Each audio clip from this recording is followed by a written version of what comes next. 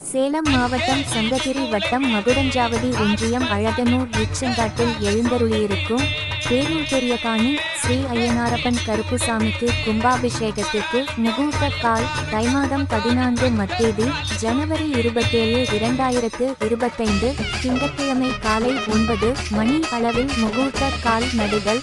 தை 27 பிப்ரவரி 9, 2025 தேதி ஞாயிற்றுக்கிழமை காலை தீர்த்தகுடம் எடுத்தல்.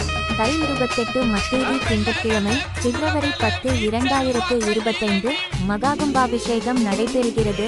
அனைத்து பங்காளிகளும் அனைத்து பக்தகோடிகளும் மாமன் மச்சான் உறவினர்களும் விழாவில் கலந்து கொண்டு இறையருள் பெறுமாறு கேட்டுக்கொள்கிறோம்.